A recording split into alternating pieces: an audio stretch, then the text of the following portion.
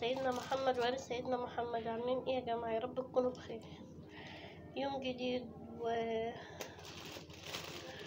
وربنا يا رب يفك كرب كل مخلوق ويسعد كل يا رب الناس ويكبر خواطرنا وخواطركم، اللهم امين يا رب. النهارده انا معايا بالسارية ديت ب20 جنيه ب30 جنيه، يعني كل واحد على حسب، اللي عاوز يمشي بيعها ب20 واللي ماسك فيها ب30. تعالى بقى نغسلها سوا نشوف هنعمل فيها ايه.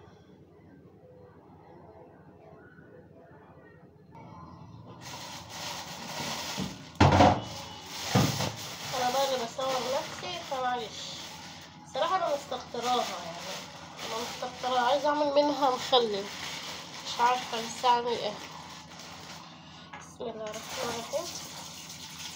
هي ما شاء الله صراحة ما شاء الله، يعني حاجة بصراحة ربنا، يعني الله المستعان. تغسل بقى كذا مرة وبعد كده تتنقع.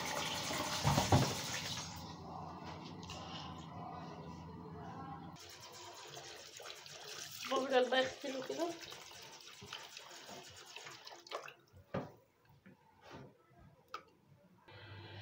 في سمك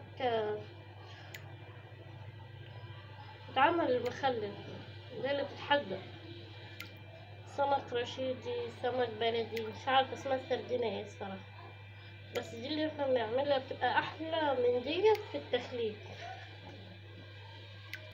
ده كده بيعتبر اقل سمك في السوق، ده اقل سمك. طبعا هو مش اقل سمك ولا حاجه، ده هو هياخد ازازه زيت ب60 جنيه. كده انا عملت ليمون وقش سفندي،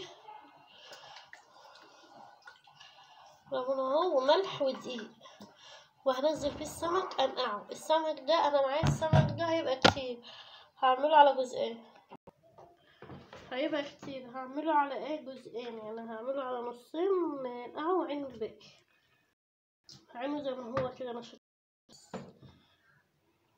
بيتعان عادي في الفريزر، مبيجرالوش حاجة، وما تيجي تطلعيه وما تحتاجيها تطلعيه تحطيه برضو في تتبيلة اللي هو النقع دي كده، بعد كده تشيليه تحطيه بالحلوب. الحلوب بيبقى عامل زي حدوق السمك العادي، اللي هو ليمون توم وكمون وفلفل وحاجات من دي.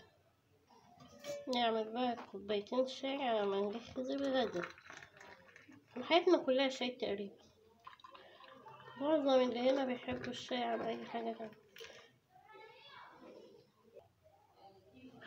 كده ده السمك معايا اهوت، اللي هعينه في التلاجة، هعينه في الفريزر للمرة الجاية. هعمل بقى حدوق السمك، تتبيلة السمك. انا معايا ليمون، معايا اللهم صل على النبي توم وفلفل، كزبرة وكمون وفلفل اسمر، ده فلفل اخضر، ومعايا فلفل حراق هاخد منه كمية بسيطة. كده معايا الليمون اهو وملح والفلفل اللي هو حامي بس مفروم، حاجة بس لانه هو حامي قوي.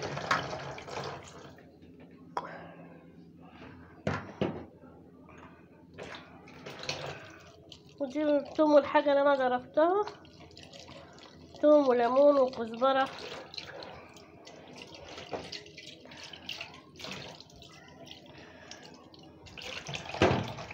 بقلب الملح ده وبالملح حلو، يبقى انا كده ايه، يبقى انا كده بقى الفيديو معايا انتهى. وما تنسوناش بدعم قلبكم، مش عارفه طبعا هعمله امتى الصراحه، فعشان كده انا طولت قوي عليكم، واشوفكم في فيديو جديد. سلام.